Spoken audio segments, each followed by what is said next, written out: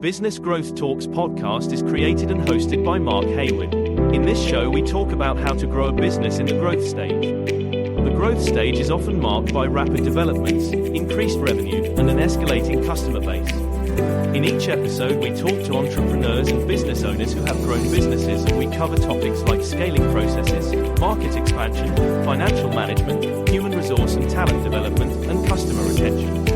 If you are looking for actionable advice, tips, and techniques on how to grow, run and build your business, this is the podcast for you.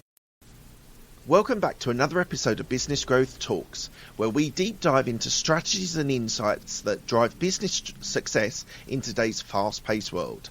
I'm your host, Mark Hayward, and today we have an extraordinary guest joining us today. Someone who is in the forefront of leveraging AI and outsourcing to help businesses not just survive, but thrive. Our guest today is Matt Kesby, the co-founder of GoTeam, a company that has been revolutionizing how businesses approach outsourcing and AI. GoTeam specializes in providing offshore AI-powered teams that help US and UK companies significantly reduce talent costs while maximizing efficiency and productivity. With a robust team of over 1,100 employees, GoTeam uses cutting-edge AI tools, both off-the-shelf and custom-designed by their own 50-strong development team to give 100-plus clients, businesses a powerful edge. It's no wonder however recently he has been recognized as a great place to work.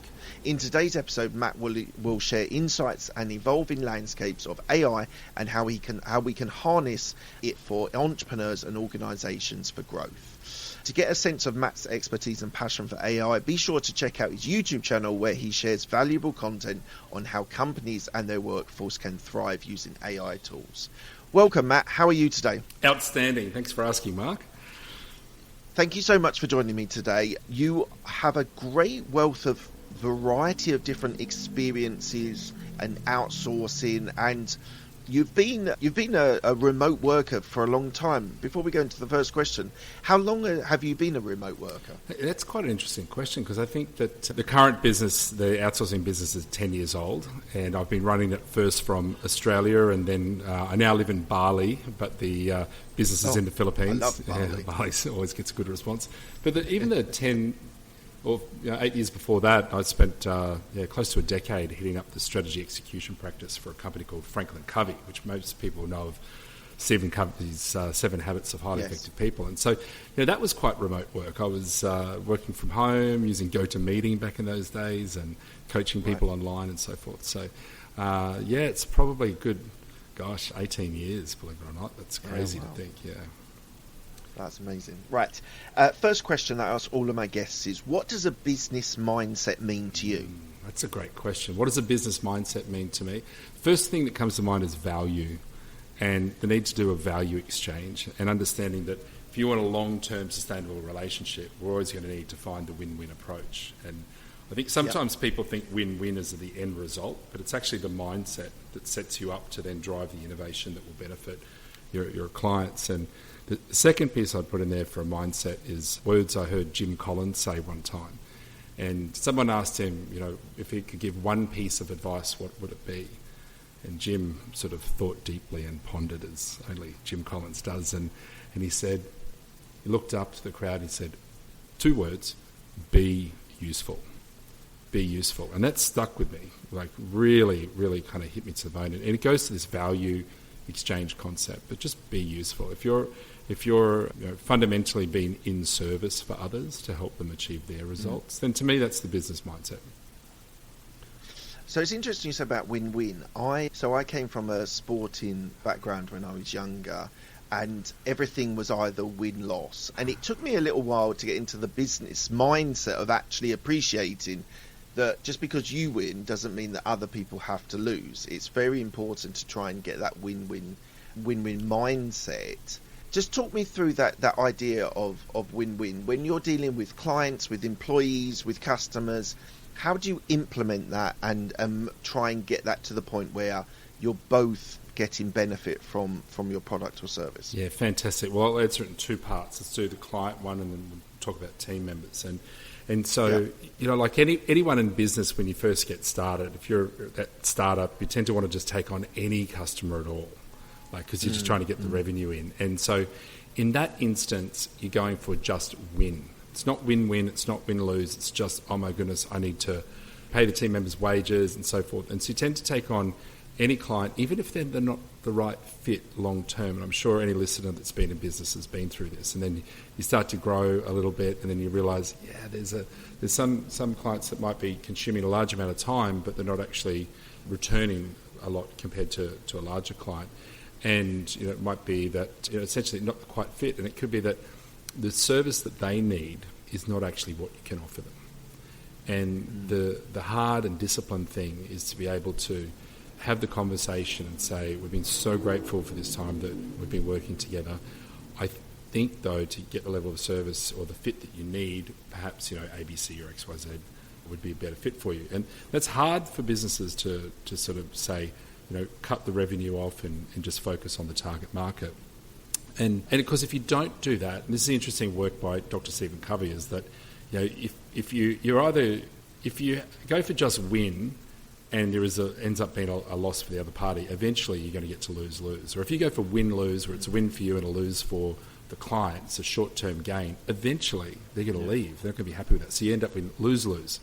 It's like, but if it's a lose for you and a win for the client, well, eventually you won't want to keep that, so it turns into lose-lose. So the only real mature approach is either win-win or no deal, and actually make that decision early on. And so, crafting that fit depends on the type of business you are, of course. Like we're in a service business, like what we're in, or software as a service business. It's a long-term relationship. And so we need to establish, are we a good fit? And some of that comes down to, for the client, what are your goals? What is it you're looking to achieve? And then we need to see how our solution can fit their needs and actually help them to scale up and help their team members to exceed. Now, if we think over at the team member level, it's still just a human being. So we've got the same concept here around understanding goals and future. And those things change over time as well. And so we've gotten rid of performance agreements in our organisation, and we've actually put in place win-win agreements. And so the win-win agreement is a very mature approach. We're looking at the metrics, we're looking at the KPIs, and we're also sitting down to understand, what would be a win for you as a team member going forward, and what would be a win for the organisation, and then drive alignment to that, and then meet around that agreement. We used to do it on a quarterly basis. We've moved it to a 6-month basis now, and we actually built out the software tool to help do that, because we found that if you try and manage this at scale, it gets really tricky to do. Or the other thing is, as well, is that most leaders don't do these performance agreement or win-win agreement sessions very often, so they need structure in order to be able to execute it effectively. One more thing on the win-win is just being really clear in the recruitment process. Are we actually taking the time and discipline to write the position descriptions and the job ads with enough clarity that when the person joins, it's not like looking around saying, is this the job? The job that was advertised, it doesn't seem to be to meet and fit. And so I really think that putting things like metrics in job ads so people understand what game it is they're coming to play allows the person to know in advance whether or not they want to play that game. And that gets the win-win mindset happening as well. We'll be back after a quick break. If you want tips and strategies on how to start, grow, and monetize your business online, check out the Digital Revolution podcast with Eli Adams. We interview digital experts from around the world that share their personal stories. They talk about what they're currently working on and where they see the future going. But most importantly, they share tactics in their specific area of expertise with the hope of helping you improve your digital presence online. You can listen to the Digital Revolution podcast on YouTube, Spotify, Apple, iHeartRadio, or simply click on the link in the show notes below.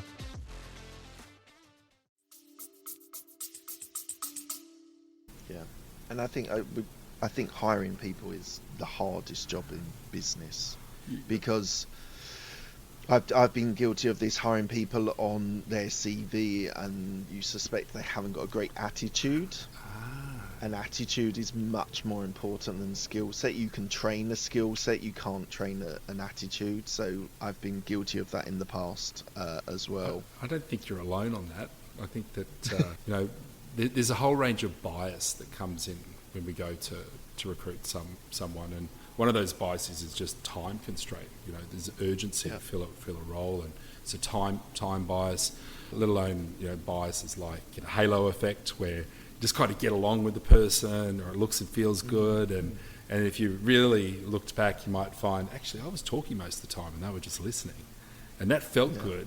And so we end up recruiting the person, then you get started and you go, wow, they're totally different. So we have between 1,000 and 3,000 people every week lining up at our door to come and join the organisation. And so, recruiting is a core part of what we're doing, and it's something over time with the right structures and frameworks in place, you can get some discipline. Like these days, we actually use AI to help that process.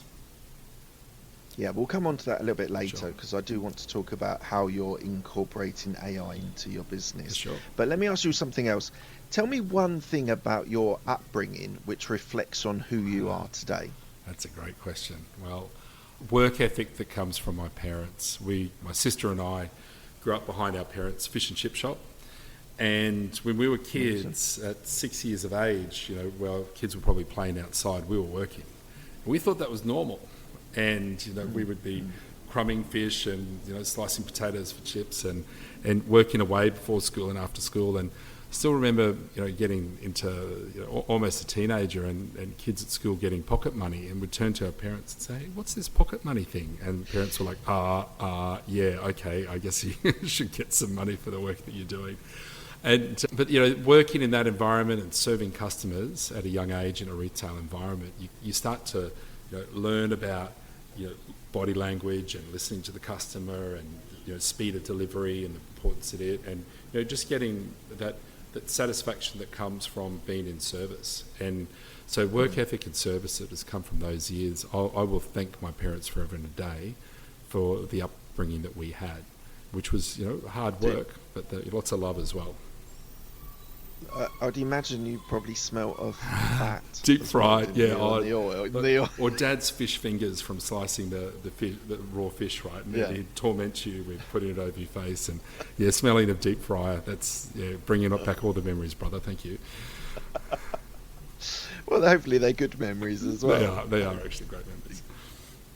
Look, let's go on to GoTeam. So, why don't you tell me about the business? Who do you serve? Who do you look after? And it would be good to just get an overview of the business now. Absolutely. So GoTeam, the home of AI-powered people, we serve organisations generally with between 50 and 1,000 employees onshore to help them build their global or offshore teams powered by AI. And in doing so, we're able to, for every 100 employees that a company has, we can put an extra $2 million in net profit on the bottom line minimum within a 2-year period, which has a very large impact too if they're looking to exit those businesses, because their multiples get impacted. But it's more than that too. It in some cases, because if we look at the salary arbitrage component, it's the first win. It's usually about 1/3 the price. But then the next big win comes in performance and productivity and how you deliver that. And so where do you get your outsourced people from? So we're based in Cebu in the Philippines, and so which is where I am today in our studio in Cebu, and mainly Cebu, but also on some of the other islands. We've got one 500-seat office here and two more 180-seat offices opening in the next couple of weeks, and we run 24/7, so it's daytime and nighttime, and some team members work from home or hybrid or full-time in the office. And what was the original vision in 2014 when you started this business? I'm intrigued. Sure, 30,000 people by 2030. 30,000 people into it. Really? Yeah, it hasn't changed. My sister is the CEO. I brought her on as a shareholder as well in the first year of the business. And when I told her, she said to me, "You are crazy." But now she's into the vision, and so's the whole team. And so now we build a whole range of technology that preps the business for a huge scale up.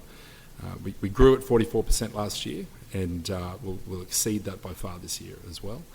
And it is. And is that growth on employees, revenue, profitability? What's your metric from? Yeah, the core metric that we work on is people because people is our product. So we essentially sell a management fee, managed operations fee on a monthly basis, plus the employment cost of the team member, whatever they are. We don't put any margin on it. It gets straight to the team member.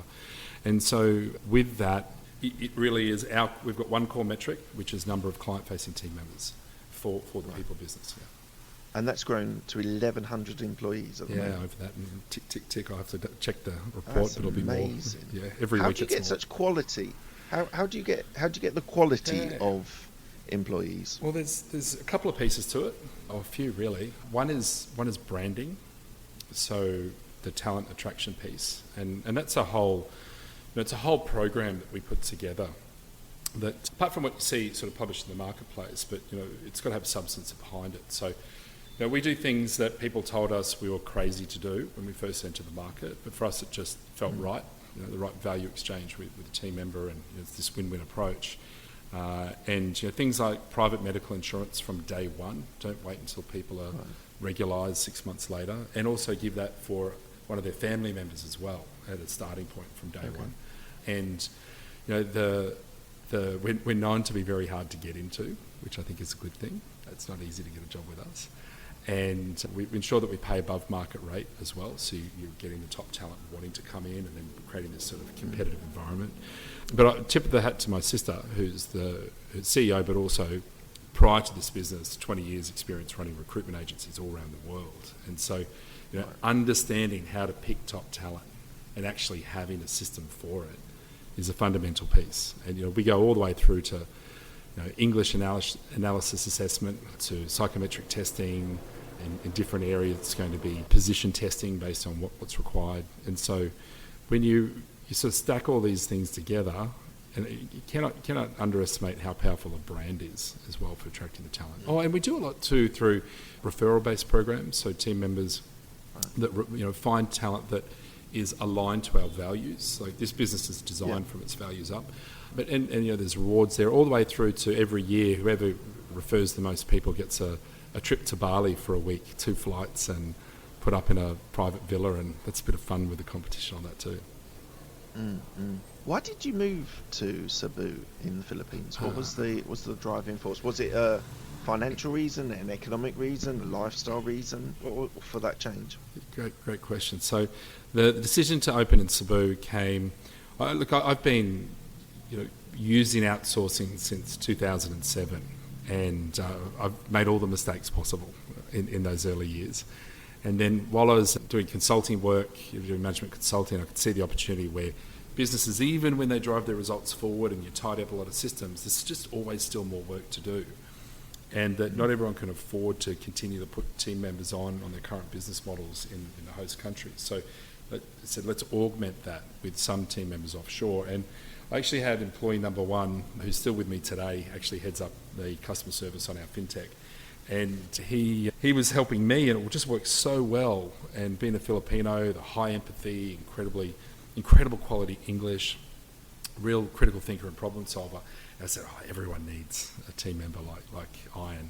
And so I did a tour of the Philippines, looked at some different cities, and chose Cebu because it's got an international airport, it's got 5-star hotels on beaches, that doesn't hurt, and a very mature centre.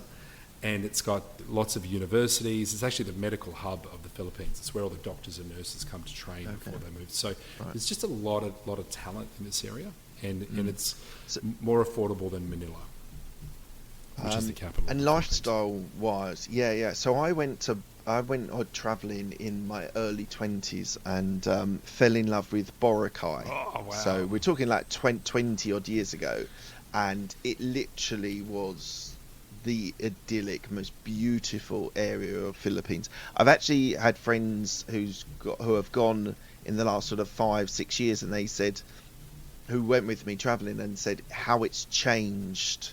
It's become a lot more like 20 years ago. There were shacks and there were restaurants and bars and things like that, and then they had one big hotel. He said, in some ways it's sad. There's a lot more hotels. There's a lot more plastic and sort of the issue with rubbish and things, which we find very sad, because my thoughts of that 20 years ago was it was literally ideally. Wasn't quite Robinson Crusoe, but it was very close to that sort of idea.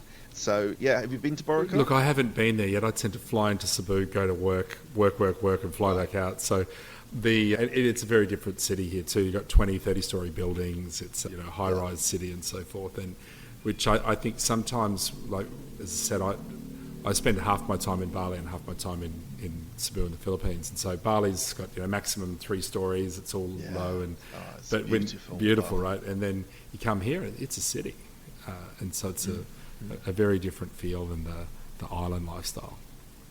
Yeah, absolutely. How do you... We'll get into the AI Sure. in a minute. Just one last question about your team. How have you successfully fostered a great team culture with people working remotely and from different backgrounds? How have you managed to do that? I think fundamentally, there's a few things that we live by. I believe, and we believe, everyone deserves to feel safe. That's both psychologically and physically. Everyone deserves to feel like they're winning, and that requires actually understanding, where are you at today and where do you want to be, whether that's a goal or your career or whatever it is, and that everyone should be in a winnable game. And this game for people, and like I spent close to a decade in strategy execution at Franklin Covey, and going into organisations and helping turn them around, deliver results. And everyone will all say our businesses are all different. That's true. But fundamentally, there's a couple of things that are the same. They've all got people in them, and we've all got to deliver results. And so, creating an environment where people are able to be seen and heard, they're feeling valued, they understand the direction that they're going, they can actually see on a daily basis if they're winning or losing, so they can take course correction and move forward. And that you've got the ability to design your future at the same time. And there's sort of 4 key aspects I've shared there, which to us adds up to how you drive engagement and morale. Imagine you've got an equation. You've got engagement plus morale in brackets, and you multiply that by execution to the power of AI, and from that you get these incredible results. But it's a whole formula to make that work. And so we're very deliberate on culture. As good old Drucker says, culture eats strategy for breakfast. And most people will say things like, they've got a really good culture, but I said, what does that mean? And so it's being able to design what your building blocks are for your culture. And for us, a big part of it is the winnable game. People being seen and heard, being treated as humans. And we structure things in like ensuring that everyone's in a structured one-on-one with their leader at a minimum once a month, if not fortnightly, depending on the speed of the team. And the Gallup will tell us that the stats on that it's just so foundational to make sure people get that one-on-one time. So we've got a whole system around that. Not surprisingly, a bit of AI in there to help it as well. And there's many pieces of the puzzle, but there are a couple of them. I could talk on that one for a whole hour for sure. Well, I want to move on. I want to talk about AI because Sure. it seems to be a massive component of your business and how you're being able to grow and be able to. So I want to go into that. You're launching Power Hour, which is how does that help power productivity for your clients? Well, there's some great research done by McKinsey & Co. on flow state. Have you heard of flow state before? That's like when we're in you're in the zone, right? It's almost You're in like the zone. In the zone. Exactly. And when we get into flow state, McKinsey's research shares with us that you can achieve 200 to 500% output during that time. But the tricky thing is getting into flow state. It always takes effort, and it usually takes sort of 13 to 15 minutes to get there because you need to get your neurochemistry set up right to make it happen. And so we've probably all had this sensation before where you're excited about something you need to sit down and do. Perhaps you're creating a piece of content or something you want to get done. You sit down at the computer, and in that moment, all of a sudden, all these other distractions, the fridge is more important, answering a message, or there's a distraction at the door and so forth. Really what's going on here is that you sit down to do the work and norepinephrine is released in your brain. And so as that's been released, it's actually quite useful because it helps us to get started and take action. But if it rises faster than dopamine, which is the reward neurotransmitter that makes you feel good and makes you want to do more, if norepinephrine rises more than dopamine, you will procrastinate and you have something that's called the approach avoidance conflict. You approach the work, but then you go to avoid it, and it's just your neurochemistry. However, if you can have your dopamine stay higher than norepinephrine, you'll then release acetylcholine, and focus and attention will be easier, and you're going to get yourself into flow state. And now it always takes 13 to 15 minutes. You cannot fast track this thing. It's our physiology. But here's the real kicker on this one, is that our smartphones, on average, we're awake for 17 hours per day, and we touch those phones on average every 9 minutes. And that distraction... Easily, right? If not more. It's like that data needs to be updated. It's probably out of date. It's only from 12 months ago. Or someone was lying when they were telling us. They wouldn't tell us. Yeah, exactly. The numbers when they're asking the questions. Every 20 minutes, hour. Liar. And so we keep cutting our ability to get into flow state. So, but, what if you could do 3 hours of work in an hour? Man, let's do that. Finish the day early, or get onto something more interesting. And what we've found is that to get there, I don't know if you might remember at university days, you might have like a study group, or if you've ever been in a software development team, you have a hackathon, and it's basically you get the energy of the group to really focus on that most important thing. And so what we do is a 3-phase approach in a power hour, which is, it's all about getting to this deep work flow state. And so there's three phases to it: plan, attack, celebrate. And we take 5 minutes of planning time, actually led by a power hour leader. We do it over Zoom. Okay. We're just about to release to the Zoom marketplace our power hour plugin, which goes into the app goes into Zoom itself. And the power hour leader takes you through a 5-minute ritual where you focus on like a single task. You turn off all your distractions. You let people know around you. You'll be in a power hour and you'll be back in an hour. You pick out a single task that you'll focus on for that period of time. There's a breathing exercise, and then a very important step, which is to set your own personal goal of your focus and flow state. And what will you go for focus and flow? From 0, none, to 10, where you're just totally in the zone the entire time, what are you going to go for? And you get a group of people online, and they're all there for the same reason. And so you get 9s, 8s, 8.5, 9s, 9s and 10s. Then we go into the work. Everyone leaves their cameras on, the microphone and the chat's off. 50 minutes of deep work. That's the attack phase. And there's a timer on the screen to help give you concentration. And at the end of it, we have a celebrate phase, which everyone jumps back online. We rescore ourselves. You get great numbers. Another breathing exercise. We break out into breakout rooms, have a chat with other people. Just enjoy that energy. And essentially what we're doing is going through a recovery phase from utilising a lot of neurochemistry to get that incredible work done. And so, after 50 minutes of deep work in this focus and flow state through the power hour game, you get these incredible results. Right, I've got a question about that. So I read a book called by Cal Newport, Deep Work, which is very much a similar idea to your power hour. And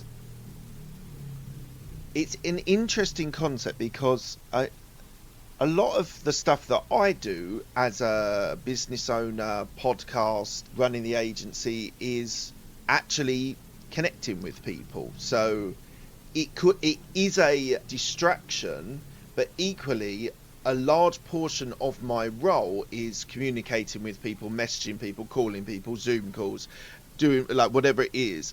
And so that interaction is really embedded in my business and my life. And I always think back, and I'd be interested to hear your idea, is that idea of deep work or a power hour where you're focusing in on something just specifically for that hour.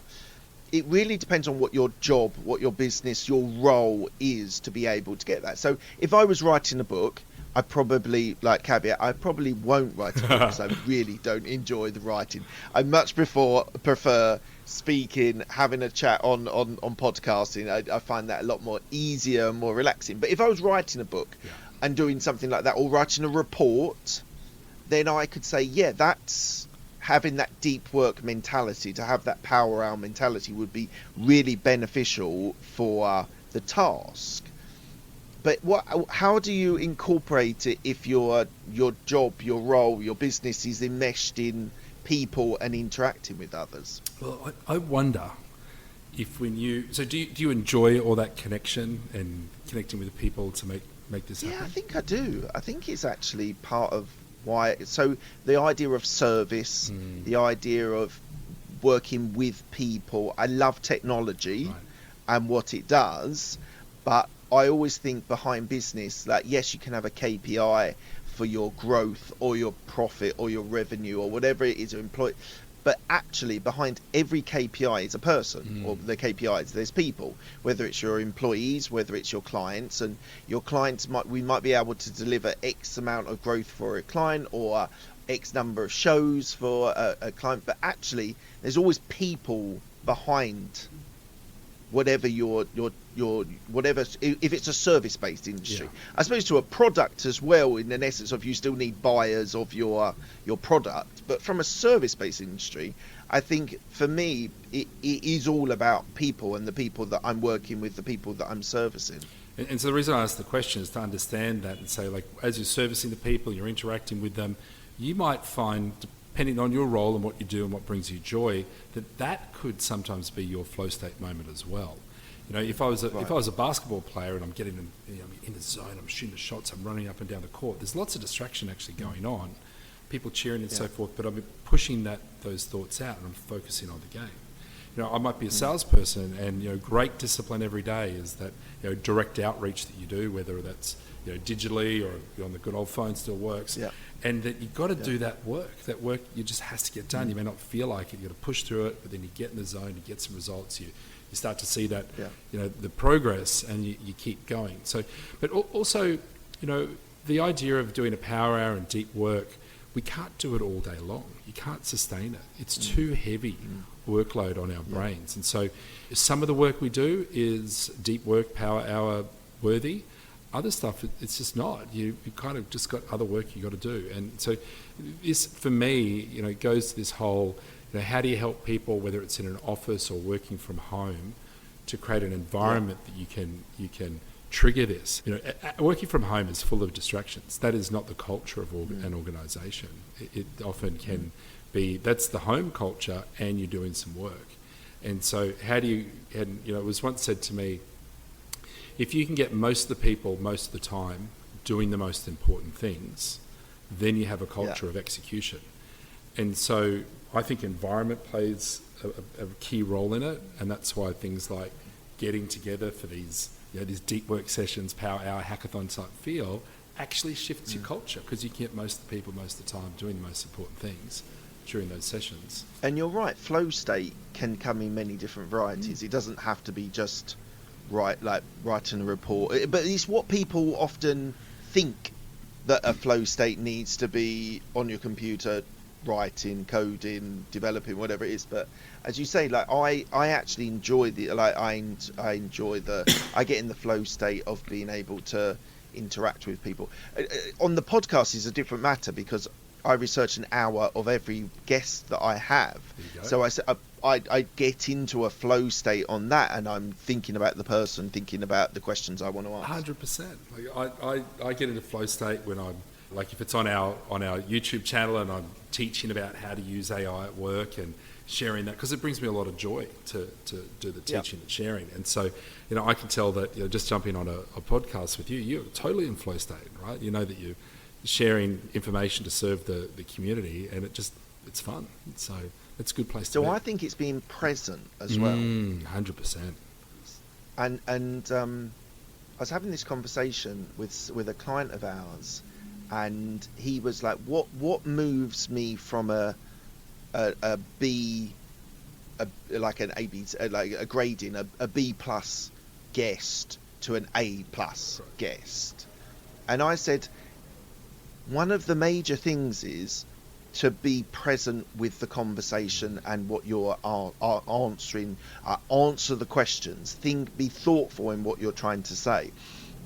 And that's something that I work very, very hard on my podcast when I'm talking to my guests, is really listening. And that's why before we started, I said, I don't mind going off on tangents, because you explore, you get a question, you explore it, and actually then other things come out of that conversation. And that for me, I suppose I'm in flow state then, because I'm thinking about you and about what you're going to answer. You're stitching it all together, you're seeing the value. Yeah, it's making sense now. Yeah. So how else are you using AI for your business and for your clients? Well, I've got two big ones at the moment. So one for us and our clients, you mentioned earlier that, actually getting the right talent is just so critical. And there's a real recruiter, I call it the recruiter's dilemma. It's this challenge that you need to get high quality talent at the best possible price in the shortest period of time, and they're needed yesterday type of thing. And so we all get pushed with all these biases around recruitment and hiring. And we have between 1,000 and 3,000 people apply every week to work with us. And so that's a lot of people to try and get through interviews. It's quite hard. And you can miss great people just because you couldn't schedule the time to align. So we've been building software for many years, and we built our interview room AI. And what it does is the AI writes the job description, it writes the questions to be asked in the interview, it writes the answers, poor, good and excellent. You can do the human in the loop moment and adjust these things. And then post the ad online, and then you can go have people apply from LinkedIn, click on the apply button, and rather than going through to try and book an interview, they go direct to the interview with the AI. The AI asks them the questions, they reply. Those answers are then, the video is recorded, the answers are transcribed, and then there's a full analysis done on their answers. And so each answer gets a scoring, full transcription is shared, you can play back each of those questions on the videos, and it even actually gives feedback both to the hiring manager as well as to the applicant on what they did well or what they excelled in the answer and room for improvement. And so that feedback goes directly to the applicant straight after. And so can I, before we go any further, I want to ask about your AI. Like it would be on, if it was on a Zoom call or a video recording, it would be me being interviewed and you would be an AI generated person. Well, we just use like an avatar and a question on the top of the screen, because we're kind of not quite at that zone yet to have like the full, animated person. It takes a lot more computing power and a lot more cost. And really this is about doing it as cost effectively as possible so that everyone can get an interview. But it will get to a point in the future, you can imagine, where the AI will look like a human and doing the interview. That is where it's going to eventually go. But right now, it's sort of like if you're using a mobile phone, it's like jumping on WhatsApp video or FaceTime, except that your picture is the largest picture and there's just a little icon for the AI at the top. You hear the AI voice, right, and the words get transcribed onto the screen, so you've got the question there to refer to as well. What's your feedback from the people that are being interviewed? Do they feel that it's more difficult than being interviewed by a human? Here's some really interesting feedback on this one. So first of all, we actually there's a video from me as a welcome before the AI interview. And so we pre-frame that up so people understand what's coming next, so there's no surprises. People don't like surprises. Yeah. And share that, the intent behind this is to remove the bias in the interview and give you the opportunity to actually get the assessment rather than, maybe your CV isn't written as well as the next person. That doesn't mean that you're not, highly capable and you've got what it takes, you're exactly who we're looking for. Also, sometimes your calendar just doesn't align to when a recruiter could have an in-person interview. Or what about the recruiter or the hiring manager? The person doesn't know how to ask the right questions, they don't listen well enough, and so the analysis has all this bias behind it. So when we explain and we frame that up, that you actually get an unbiased approach, and it's the fairest approach. You get to put yourself forward. That becomes welcoming. And it's actually then post the interviews where we get the feedback of getting instantaneous feedback on how well they went and what they can do to further improve is really useful. And what about the questions asked? So, are they designed by a human or are they designed by AI? The questions are designed by AI but prompted by us initially. And then you can customize the questions and put whatever questions in you like. And you can then write your question, have the AI help write it further, or have the AI help write the answers to save you some time. And then, we're big believers in human in the loop in the approach where, once you get your output from the AI, you can interact with that, you can make some adjustments and then have the AI keep going. That's really where things are going in the future that we see, is human in the loop approach. So, yeah. We'll be back after a quick break. You love listening to podcasts, but have you ever thought about starting your own podcast? Maybe you want to build a brand, grow your business, or are looking for an excuse to talk about your favorite hobby. Whatever your reason for making a podcast, Buzzsprout is the place to start. Since 2009, Buzzsprout has helped over 300,000 people launch their own podcasts. Buzzsprout walks you step by step through the whole process and will give you powerful tools to start, grow, and monetize your podcast. Ready to get started? Click the link in the show notes to get our free step-by-step guide to starting your podcast today. So one of the things that I love ChatGPT. Cool. I absolutely love it as a starting point for brainstorming something or understanding something when I'm crafting content for social media.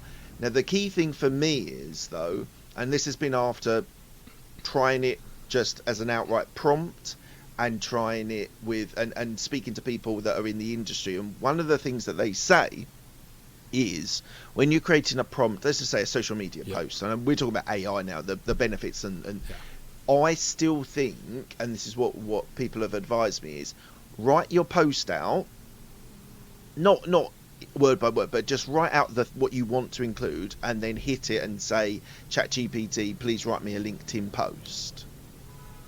And that seems to be, for me, a much better way than giving it a prompt and then them not really hitting the points that I want to make. So my question to you regarding AI is, we're not at the point where, like you said about the questions being asked, we're not at the point that they can auto-generate questions perfectly for what with the mood, the atmosphere you're trying to create in that sort of questioning. So how do you, like, what do you see the state of AI, and where do you see it going in the next sort of 5-10 years? So let me answer a little bit around the questions, then I'll come into the situation. So like our questions get generated based on the position title and the position description for that particular role, right. and we pre-prompt it to drive some thoughtful things around metrics and so forth. And where this is going, in give you a sneak peek into what's coming next with us, is that the AI needs additional context for that particular applicant. And so when the applicant is able to share, like they log in, connect through LinkedIn, and we can then see what roles they've done in the past. Soon, what you'll see through us is that, just like a recruiter, the questions will evolve during the session. So, a typical recruitment question might be, hey, when you worked at XYZ company as a leader, can you tell us about a time that you had a leadership challenge? What was it and how did you handle it? Now, that response that comes out from someone, a good recruiter or questioner would listen to the response and then maybe say things like, tell me more, could you go a bit deeper? Do you have any metrics around that? What was the ultimately what was the impact? These sorts of things. And these models with AI are getting better and better. Like OpenAI released GPT-4o, and so we've got, with that, the cost has come down by half. The speed of inference has it's lightning fast now, and so we're now at this point, and they've also started to put those voice models, and it looks like the voice and text models onto the same GPUs, to the point that we've reduced the latency of the speech, it's called the Doherty scale. It's like how fast the response can come back, and we see in the videos now it's like human-like in its response. So, I think, where is it going? Speech is a huge zone that we'll be shifting to. Or to your... what's that? Speech, or voice. Speech. Sorry, yes. Okay, yeah. So we'll say, you've got speech to text, so it goes into you speak in the microphone, it gets transcribed to text, that goes to the language model for its assessment to do what it needs to do. And then that is going to come back to us next, either as text or it'll come back as speech, is what we're seeing. Yeah. But the other thing that's happening in there is something called function calling. And that's when we ask the AI a question, and to actually do a task for us, that it's going to then connect to an external software system via an API. It's going to send a function through that API to execute that action. Now, this takes us into the world of something called an AI agent. Have you ever heard of AI agents before? No. Tell me about it. For those that haven't, an AI agent is an AI entity that does the work you do for you. And up until recently, it's really been the world of software developers that could craft these AI agents interacting with the language models and taking action for them. And we recently actually built a no-code AI agent builder. So you can build your own agents to actually do some of the work for you. And a classic example is that marketing one, let's say the LinkedIn post that you shared a moment ago. And so what you can do is, engage. Imagine if you're doing more than just a LinkedIn post, but you're going to write an article that was based on the latest research from the internet. And then if you could get the world's best researcher to help you, and then you get the world's best headline writer to write the headline for your blog, world's best article writer, and the world's best Facebook, LinkedIn, Instagram copywriters. And essentially that's what we do. We create an agent for each of those specific tasks and then bring them together in a workflow to execute those items. And you can then just chat to the AI, you can talk to it, or you can type in. I just talk to the AI now because it's faster. We speak at 140 words per minute on average, and I definitely do not type that fast. So I just ask it to help me. It then goes off and finds the agents, brings them together, executes that. And that particular, what I shared there, you can spend a couple of hours doing research, and you can easily spend a couple of hours writing a really good article. And then you've got to create the posts and put the emojis in and then write an email to your database all on that particular article to bring the traffic together. It's easy to spend a day there, 6 hours to a day. This now does it in under 60 seconds. It's crazy, right? And so, and the other area too is like in business, McKinsey & Co. Another bit of research they did was that we tend to spend about 20% of our week looking for data inside our organisations and getting questions answered from other people. Yeah. A day is lost on that. And what if we could actually just ask the AI to interrogate all the data that we have in our business and bring the answers forward?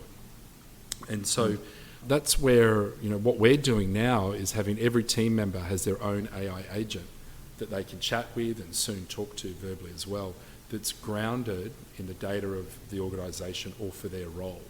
So rather than... Okay, question. So say you've got someone in your company who's a marketeer. So they're a marketing person. So they might need an AI agent for marketing. They might need an AI agent for copywriting. They might need an AI agent for strategy.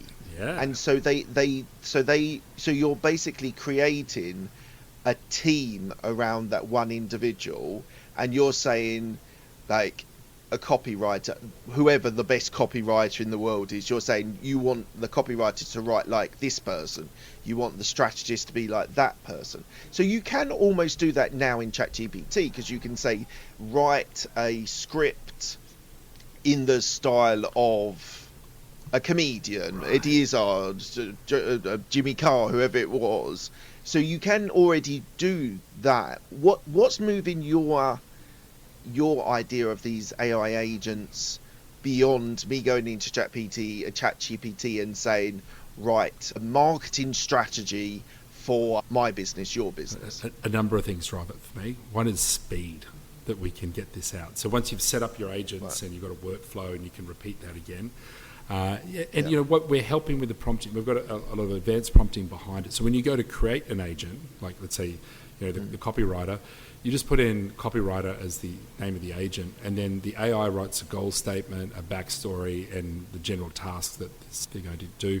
Set tonality in the type of communication, influential, persuasive, direct, what it's going to be. And then we even use disc profiling to further enhance the personality of the agent itself. And so then, when we do this, we've got to come back again to it on a regular basis. And soon what we'll see is where we're building out routines. So you can then set these on regular pace to come and produce these results for you. And so, underneath the model that we're using now is from ChatGPT. It's GPT-4o, but there's other models available as well. And so, we're going to see some advanced things coming shortly, like the ability to make phone calls and send SMS and emails and then receive them and respond to them as well. And so this is where we start to give these AI agents arms and legs out into the real world to help do some work. But I do say, human in the loop is a real key on this one, especially as you get started. We don't need AI agents running off and doing all sorts of activities unsupervised. Just like when we have a new team member starting, they need some guidance at first. Yeah, and amazing. Yeah, it's fascinating. We actually do a session on YouTube every Friday now on how to do this, set up the flows, and it's a lot of fun. And what's the channel called? It's at AI Powered People. So AI Powered great. People. Here we go. I think I've got it on my shirt today. AI Powered People. Yeah, you got it on the shirt. Right, perfect. Right, before we do the last 6 questions, I actually want to ask you a few questions, quite short, sharp answers, because I want to know a little bit more about you. Okay. What type of leader are you? Oh, wow, that's a great question. For me, I live by a lot of frameworks. They help to guide me. Close to 10 years at Franklin Covey has really helped. And so the work by Stephen M. Covey on leading at the speed of trust, that there's 13 behaviours of trust. And I think when you get that language into you, it changes the way that you communicate. I think going very heavy on listening, seeking to understand so people feel heard. It comes from the 7 habits, right? Seek first to understand, then to be understood. So that we can actually open people up. Because, I believe that everyone has got far more potential inside them than what their current situation, or they allow themselves to be released. And our purpose statement at work is to help businesses to scale and people to exceed, which means to go beyond your own personal expectations. So unleashing potential, that's my zone that I love to be in as a leader. What's your risk appetite, and has it changed over the years? Massively high, it's always been. As someone close to me once said, if there's a fire, I'll be seen running into it and they'll be seen running away from it. So I started my first business when I was 19, and I had a waterfront restaurant by the age of 22 with 77 employees, a catering company and a cafe, and totally out of my depth. And opening international businesses, and I'm in fintech these days, all sorts of things going on. So very high risk appetite. What's your idea of resilience? We have 3 words that we say with our team members at every town hall meeting.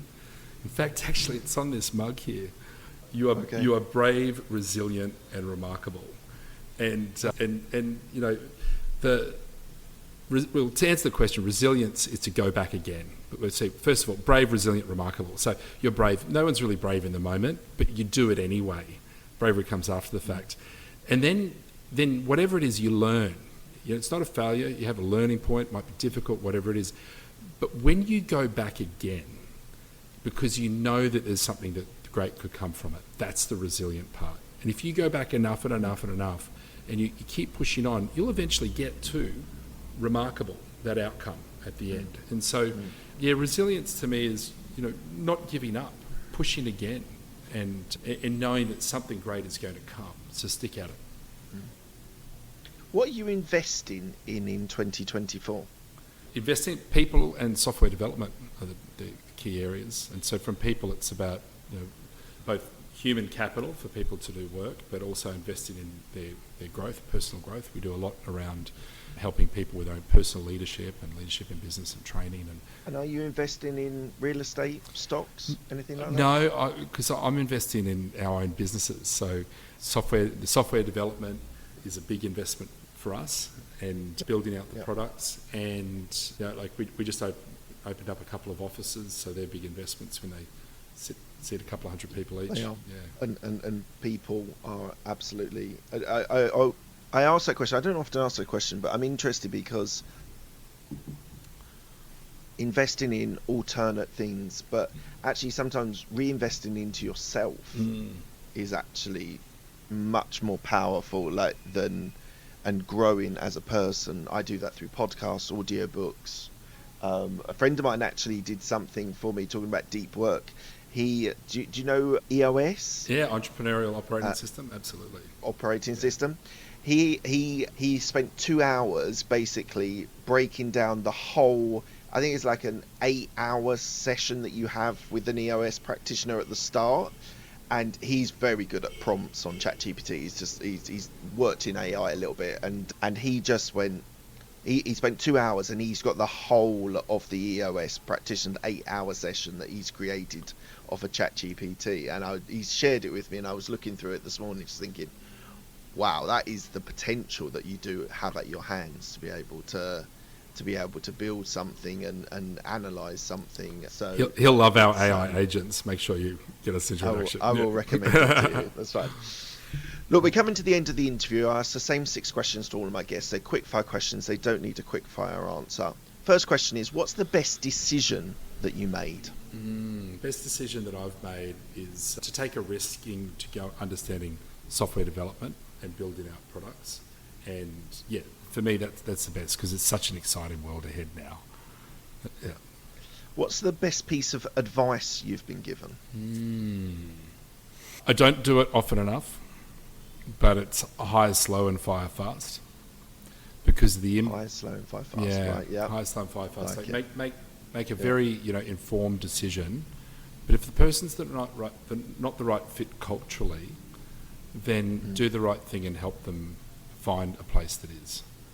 And it always sounds hard. But having the wrong person also can be quite toxic for the culture. That's the can't it? key, right? And that person, if they don't want to be there and all that energy is negative, it just spreads around on everyone else. And then you look at a team where everyone really wants to be there. They're being seen, feeling heard. They're driving results. It's just electrifying. Yeah. And so it's empowering, incredibly isn't it? so. Just to be part. Yeah. Who's the person that's helped you most in your career? Yeah, the person who's had the biggest influence on me in my career is a guy called Chris McChesney. And he was one of the authors of the 4 Disciplines of Execution. And it was global practice leader at Franklin Covey. And I love that man. He's just got so much energy. But the 4 Disciplines of Execution, if you haven't picked that book up in business and you run teams of people, it's a must read for how to drive, how to deliver upon goals that require a change in human behaviour. And the guy's just an artist at the way he communicates. And so I feel like I have his voice in my head at times when I'm making decisions and so forth. So yeah, check out Chris McChesney. I will do. Tell me about a regret that you have. Wow, a regret that I have. COVID was definitely a very interesting time. And I actually spent the first 90 days in the Philippines, our lockdown lasted like 18 months. It was brutal.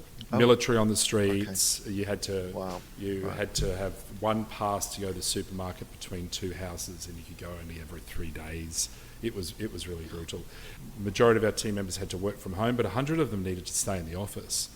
And for the first 90 days of COVID, I actually lived in the office with 100 people. Many of them actually stayed there for close to a year. Imagine that. Wouldn't happen in many other countries. We turned it into summer camp. We made it a lot of fun. Right. And so I stayed there for the first 90 days. Now, I did have a pass to go home and 2 young kids, but I stayed there for the team, for morale and so forth. And I regret not sort of sneaking out and going back and seeing my kids a bit more frequently. That certainly sits on my mind. Although I got a great relationship with them, I love them very much. I just kind of think during that time I could have got a bit more. Crazy story. Yeah, it is. It sounds insane what they're doing in the Philippines. Yeah. So the government's mindset was more cautious. Super cautious, and it's somewhat understandable because you have multi-generations living together in the same house, very young and very, very elderly. So when it spreads, the risk is it's going to spread really fast and there's going to be lots of deaths and so forth. But there was areas where, I firmly believe it spread and it just burnt itself out and it didn't have as big an effect, but the government held on to the controls afterwards. And I think they're trying to do the right thing to keep people safe and, very challenging time to make decisions and navigate. Yeah, it was an incredibly difficult time. What are you most proud of? Oh, wow.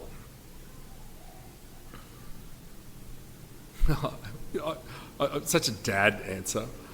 I'm most proud of my little boy. He's turning 9 years old, and he's just got the biggest heart and this view on the world that makes you go, you know what? There's so much love and abundance there. Why in life do we ever respond to things based on fear? And it's so inspiring to see the the world through his eyes. And so super proud of that young man. I just think that he is going to have some incredible impact on the world, and it's going to come from this huge heart that he has at a place of love. And I think we all can have a lot more of that in our lives, because it's just pure abundance, right? And so I've got 2 kids. I've got an 8 and 10-year-old girl, and I find that, yes, as a parent, you are teaching them, you are guiding them, you're moulding them, but actually they teach you a lot.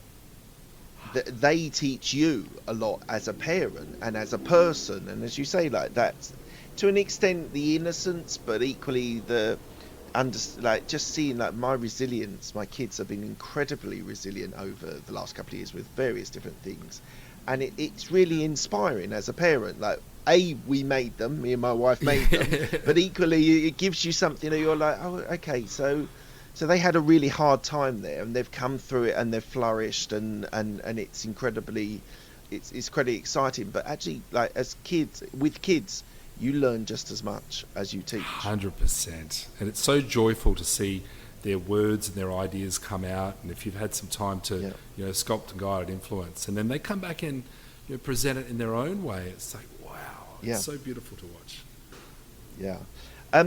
Why do you do what you do?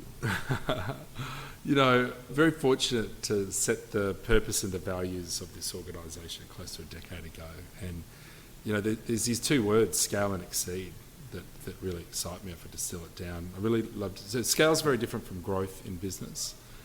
It's about how to find a way to replicate things, which, and then exceed is about going beyond one's own expectations. And I lean more into that exceed part. What really brings me joy is to see someone go beyond what they think they can do. They're getting out of their comfort zone, they're in the growth zone. And behind me is the screen, and today we've done a few live streams, including one to 500 of our team members, and one of the team was in the studio. Bring them up on stage and totally out of their comfort zone. But then afterwards, they're like, "Oh, I did it. That feels really good." And I think that as leaders as well, the biggest gift that we can have is to tap someone on the shoulder and say, "You've got this. I believe in you." And that passes a piece of energy over, and they're like, "Me? Is it me?" It's like, "Yeah, you got this." And they go off and do it. And that's transformative in people's lives, and it's a big responsibility. But I think that, in essence, is what drives me the most, is to see that. I love that word, exceed. I think that's a really great word to use. Lastly, what does legacy mean to you? Legacy can be passed on in different ways. Like in my personal mission statement, it finishes off with to leave a legacy of homes around the world for my children's children to enjoy, places of education and laughter and safety and entertainment. And so for me, it's about giving to that next generation in the legacy. But it doesn't have to be homes in this way as physical homes. Homes can also be places that they can go to that are memorable stories. There could be the connections in friendships that get passed down as well, although originally designed as the physical home locations. And legacy also goes on with, for me, things like frameworks and communication. Like if I have the figure out how to truly instill that, whether it's in family or team members, I think that legacy gets passed on. And so I know in our organisation, our culture, it's a lot about communication and frameworks, and if that can benefit others, that's a win. And lastly, where can people find you? And I believe you've got a giveaway as well. Oh yeah, for sure. So you can find me on our YouTube channel at AI Powered People, or you can find me on LinkedIn, Matt Kesby, Mattkesby. And then connect with us through our AI agent platform. We'll have a link with a special access to 30 days. And then for sure, check that out and come join me on a live stream or see us on the YouTube channel so you can play around with it and get it. It's called Rea Pro, REA.PRO. But we've got a special link that will have Mark Hayward in the URL, so people will know that we've been introduced through you. But they're the 2 easiest ways to find me. And that will all be in the show notes, just to tell everyone. That will all be in the show notes for you guys to see. Fantastic. Look, thank you so much, Matt. It's been an absolute pleasure. thoroughly enjoyed myself. That lovely balance between, which I think is so important for technology, the people aspect of it, which you seem like you've created a great team and building a great team, but actually leveraging technology to work together. They're not separate entities. They always should be together and building in simultaneously to make great growth. It's been very inspiring. So thank you so much for your time today. Thanks, Mark. Thanks, everyone, for listening. Thank you for listening to Business Growth Talks. This podcast is released every Monday, so don't miss an episode by subscribing to all podcast platforms, including Apple and Spotify. Have a great day.